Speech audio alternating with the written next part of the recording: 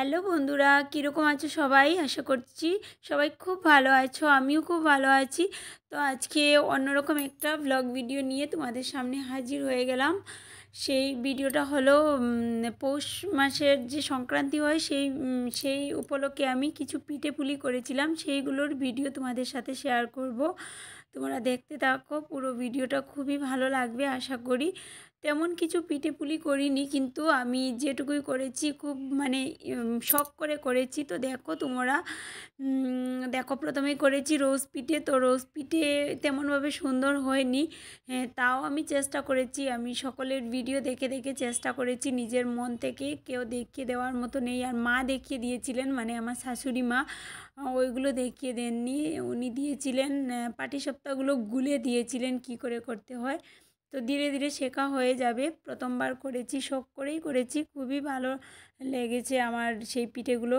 তো ভালো লেগেছে বলতে, আমি যে শখ করে সেই পিঠেগুলো বানিয়েছি সেটা আমার খুব ভালো লেগেছে। খাইনি, কারণ আমি মিষ্টি জিনিস একদমই ভালোবাসি না, ওই জন্য আর কি।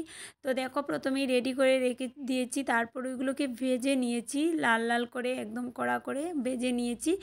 আর একটা পিঠে অল্প পুড়ে যাচ্ছিল, ওটা বেশি ভাজা হয়ে যাচ্ছিল, আমি খেয়াল করিনি প্রথমবার যেহেতু।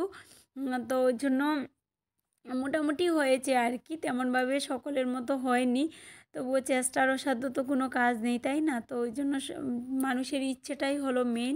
তো সেটাই আর কি, আমি ইচ্ছে করে করেছি, শখ করে করেছি, সেটাই তোমাদের সাথে শেয়ার করছি। তারপর করেছি, ওইগুলো ভেজে নিয়েছি। তারপর ওইগুলো ক্ষীরের মধ্যে দিয়ে দিতে হবে, ক্ষীরটা আলাদা করে রেখেছি। তো সেগুলো দিয়ে দিব ক্ষীরের মধ্যে। আর করেছি পাটিসাপটাগুলো মা গুলে দিয়েছিলেন,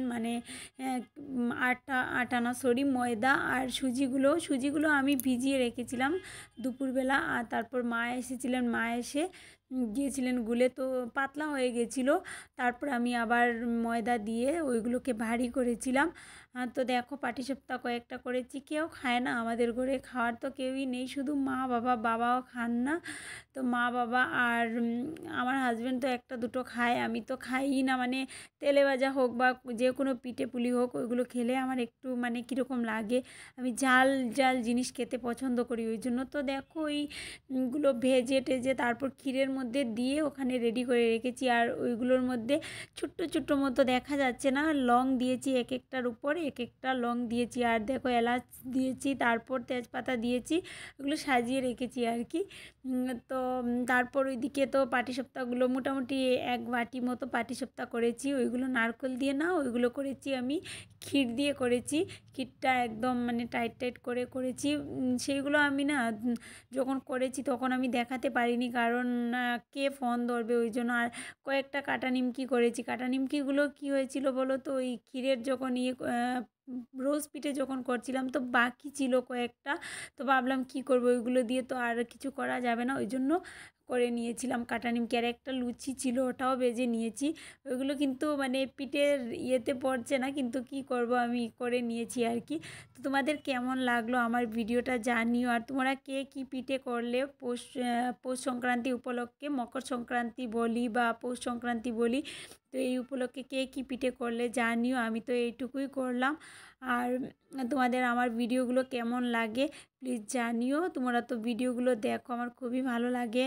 এই উৎসাহ দেওয়ার জন্য অনেক অনেক ভালোবাসা সবাইকে আমার তরফ থেকে। সবাই খুব ভালো থেকো, সুস্থ থেকো। আবার দেখা হবে নেক্সট কোনো ব্লগ ভিডিওতে। ঠিক আছে, টাটা সবাইকে।